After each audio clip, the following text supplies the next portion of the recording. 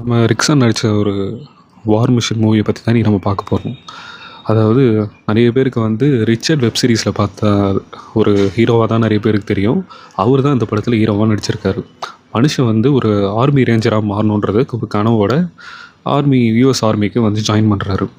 சரி, இவனுங்க வந்து எப்போவுமே வந்து ஹீரோவுக்கு தொல்லை தானே கொடுப்பானுங்க எல்லா இடத்துலையும். அதே மாதிரி என்ன பண்ணுறானுங்க, ஒரு 8 பேரை கொண்ட குழுவை ஃபிக்ஸ் பண்ணி இவரை வந்து நீ லீட் பண்ணு அப்படின்னு சொல்லி ஒரு காட்டுக்கு அனுப்புகிறாங்க. அந்த மிஷினை முடித்தாங்களா இல்லையான்றதா இந்த ஸ்டோரியே. சரி, இந்த மிஷினை முடிக்கிறதுக்கு என்னெல்லாம் கஷ்டப்படுறாங்கன்றது நம்ம படத்தை பார்த்து நம்ம தெரிஞ்சுக்கலாம். சரி, ஒரு ஸ்மூத்தாக போவோம் அப்படின்னு பார்த்தா அங்கே போனால் ஃபைனல் டெஸ்டினேஷனில் வர மாதிரி ஒருத்தனும் கொத்து கொத்தாக சாகுறானுங்க. என்னடா நடக்குதுங்க? டேய், ட்ரைனிங் தானடா போனீங்க, அங்கே என்னடா கொத்து கொத்தாக சாகுறீங்க? மனுஷனை அவரை இறக்கி விட்ருக்கீங்க. எவ்வளோ பெரிய ஆள் அவன்.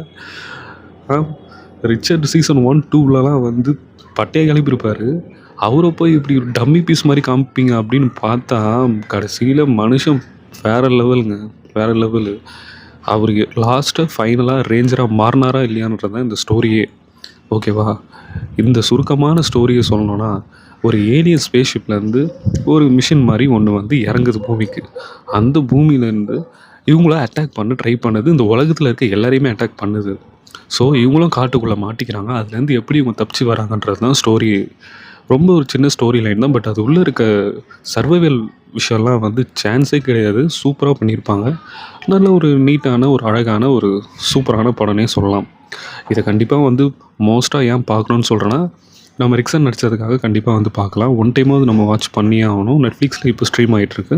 மறக்காமல் போயிட்டு பாருங்கள். உங்கள் ஃப்ரெண்ட்ஸோடு உட்காந்து பாருங்கள். அந்த மாதிரி ஒரு தரமான படம் தான். தென் மறக்காமல் என் சேனலையும் சப்ஸ்கிரைப் பண்ணிவிடுங்க.